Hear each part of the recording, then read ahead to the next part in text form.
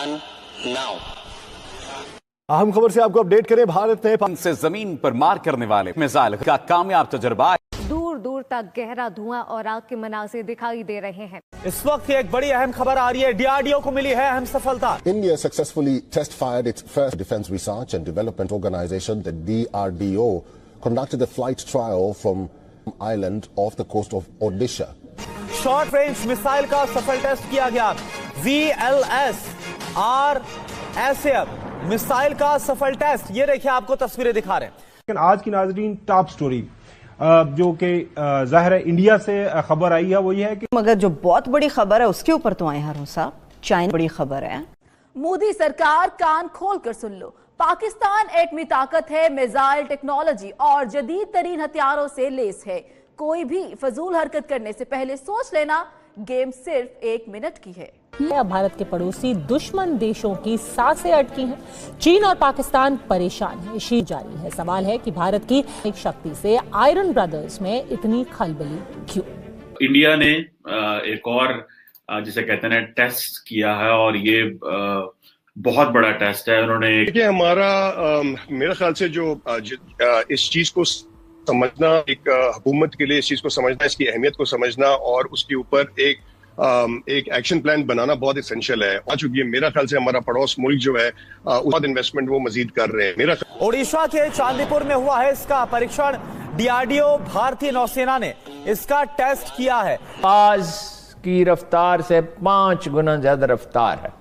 पर तो देखिए ना, तारीख बदल रही है, उसका एक मंजर आज सामने आया।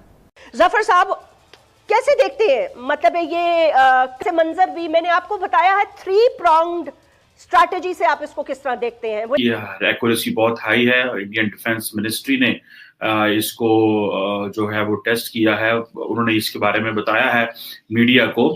आइलैंड जो है ओडिशा में, वहां से किया है। ऑब्वियसली ये किसके लिए मैसेजिंग है? जब भी कोई मुल्क टेस्ट करता है, न्यूक्लियर टेस्ट करता है, मिसाइल टेस्ट करता है, तो उसका कोई ना कोई टारगेट होता है।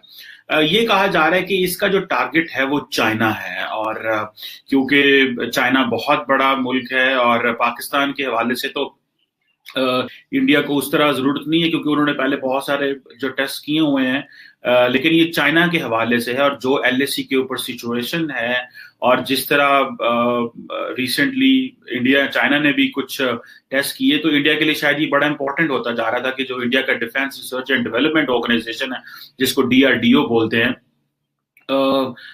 उसने ये बेसिकली ये डेवलप किया है। जैस्मिन, मैं आपको ये बताना चाहता हूँ कि we have to be very careful. देखिए, हिंदुस्तान जो है, अमेरिकनों ने उनको इजाजत दी हुई है, क्यों? इसलिए चीन भी उनका दुश्मन है। स्पाइंग सेंटर्स वो बन गए हैं, anti Pakistan spying centres for India, जाहिदान for example. और हमें पता है कि ये जो इंडियन स्पाई जो हमने पकड़ा है, जादव, ये भी उधर से आया था। और बात असल ये है कि इंडिया जो है एक्सप्लॉइट कर रही है पाकिस्तान के खिलाफ। देखिए वो कौन कौन से मिसाइल थे पहले? बैलिस्टिक था, बैलिस्टिक मिसाइल था बनाया हुआ, और सुपर भी था अरुण साहब।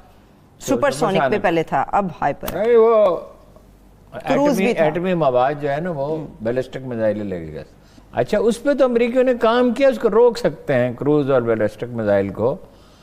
लेकिन इसके बारे में हम नहीं जानते कि इसको वो रोक सकते हैं या नहीं रोक सकते। पर ये क्यों जो है वो टेस्ट किया, और ये क्यों इस चीज में क्या कि जी हमें इस तरह का टेस्ट करना चाहिए, या ये जो चीज है ये क्यों की जाती है? देखिए, इस्लाम बड़ी राइज पे थी, तो वो और एंगल से देख रहे थे पाकिस्तान को, वो बिल्कुल एक और एंगल से देख रहे थे कि भाई इनको तो नहीं देना ही नहीं है ना, जो मर्जी कर ले पाकिस्तान, इनको नहीं देना। फिर पाकिस्तान के पास कोई चॉइस नहीं रह गई, और पाकिस्तान जो है वो और तरफ चला गया, और उन्होंने कहा कि भाई ठीक है, अगर नहीं तो हम अपनी इंडिजिनस कैपेबिलिटी जो है वो उसको मेंटेन करेंगे, ये तो हमारे हाथ आने वाले नहीं है।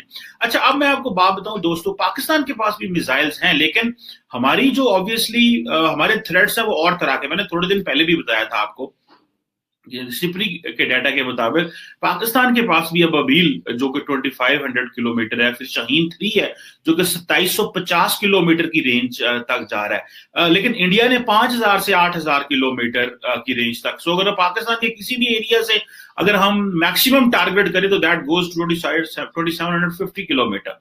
इंडिया जो है अगर वो अपने साउथ में चला जाए और अपने नॉर्थ में आ जाए, ठीक है जी, with all that military, with all that missile capability they have, so इससे ही अगर आपको ये लगेगा कि इंडिया कितने बड़े पैमाने पे चीजों को सोच रहा है।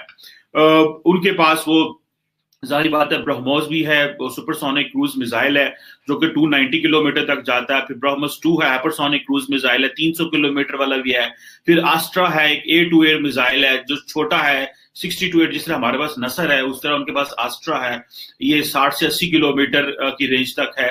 तो जल्दी से वो 60 किलोमीटर वाला जो है वो अस्त्रा वो भी जा सकता है इंडिया चाइना के अंदर, लेकिन ये आप देखें अगर 5000 किलोमीटर वाला है तो it covers all the spectrums, और हम तो बिल्कुल उनकी रेंज में, और हमारे पास जो मिसाइल्स हैं वो भी इंडिया उनकी रेंज में है 2700 किलोमीटर, हम तो आराम से उनको टारगेट कर सकते हैं कहीं पे भी बैठ के।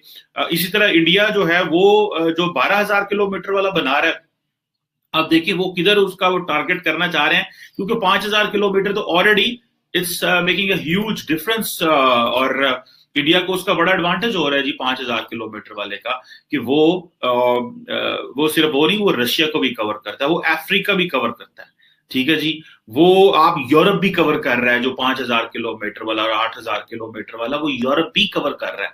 सो ये ईस्टर्न यूरोप के जो एरियाज है, इवन स्कैंडिनेवियन कंट्रीज तक वो मैंने सर्कल देखा है उनका। सो ये जो पॉइंट है, और ये दिस इज CSIS की मैं बात बता रहा हूँ कि जो इसको मैयर करे। सो ये पॉइंट ये आता है। अच्छा, इसके साथ साथ जो चीज, अच्छा जो एक्सपोर्ट कंट्रोल रजीम्स हैं they are very much important.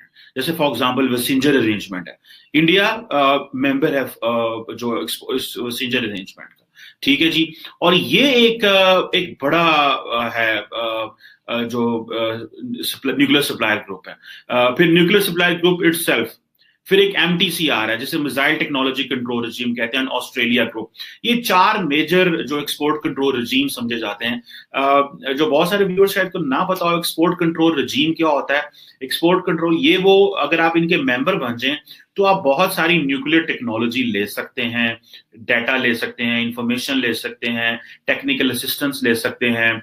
ये आप न्यूक्लियर कैपेबिलिटी देखते हैं, ये आपको आपकी पोजीशन देखते हैं, ये आपकी इकोनॉमिक वेल्थ देखते हैं, आपकी पोजीशन देखते हैं, आपकी पॉलिटिकल अलाइनमेंट देखते हैं, मगरबी ममालिक के साथ किस तरह की है, फिर आप उसको इसका हिस्सा बनाते हैं। सो इस वक्त मेरा ख्याल है इंडिया NSG का हिस्सा नहीं है, न्यूक्लियर सप्लायर ग्रुप का हिस्सा नहीं है, बट MCR, ऑस्ट्रेलिया ग्रुप और वेसिंजर अरेंजमेंट का इंडिया हिस्सा